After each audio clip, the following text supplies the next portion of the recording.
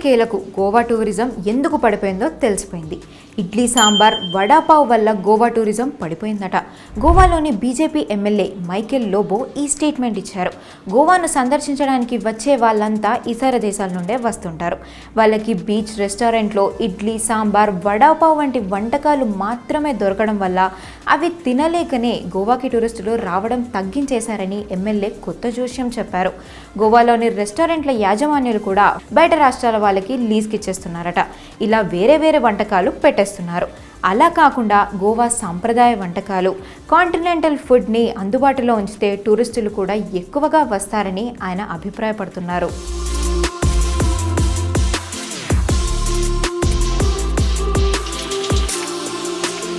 గోవాకు వచ్చే వాళ్ళలో Russia, Ukraine ప్రాంతాల నుండి పర్యాటకులు ఎక్కువగా ఉంటారని, కానీ ఇప్పుడు అక్కడ జరుగుతున్న యుద్ధం వల్ల వాళ్ళు రావడం తగ్గించేశారని ఆయన చెప్పారు. అయితే యుద్ధం సంగతి ఎలా ఉన్నా కూడా ఇడ్లీ సాంబార్ వల్లే పర్యాటకులు గోవాకి రావడం తగ్గించేశారని ఎమ్మెల్యే లోబో చేసిన ప్రకటనపై సోషల్ మీడియాలో జోక్స్ పేలుతున్నాయి.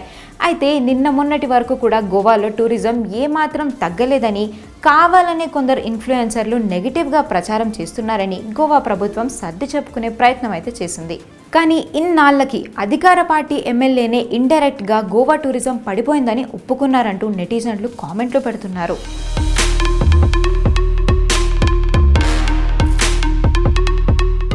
ఇంకో విషయం ఏంటంటే, గోవా వెళ్ళొచ్చాక పర్యాటకుల నుండి ప్రధానంగా వినిపించే మాట ఏంటంటే గోవాలో ధరలు పెరిగిపోయాయి. ట్యాక్సీ మాఫియా వల్లే గోవా టూరిజం పడిపోయిందని ఆవేదన వ్యక్తం చేస్తున్నారు. లోకల్ ట్రాన్స్పోర్ట్ ఉండదు. కేవలం అక్కడ ట్యాక్సీ వాళ్ళు ఎంత చెబితే అంత డబ్బులిచ్చి మనం అక్కడ చూడాల్సిన ప్రదేశాలు చూడాల్సిందే. ఓటు బ్యాంక్ కోసం పబ్లిక్ ట్రాన్స్పోర్ట్ ప్రవేశపెట్టి ఆలోచన ప్రభుత్వం చేయలేదు. రోడ్లన్నీ ఇరుకు, గంటలు గంటలు ట్రాఫిక్ జామ్ అయిపోతుంది.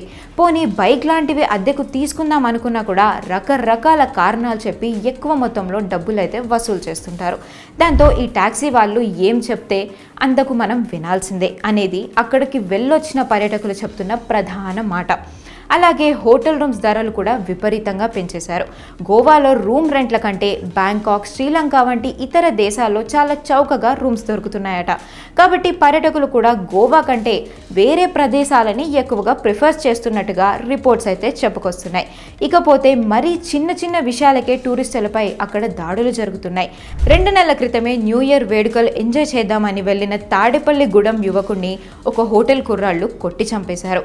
ఇలాంటి అసలు కారణాలపై దృష్టి పెట్టకుండా ఇడ్లీ సాంబార్ వల్ల గోవా టూరిజం పడిపోయిందని చెబుతున్న రాజకీయ నాయకుల మాటలు నవ్వుల పాలవుతున్నాయి.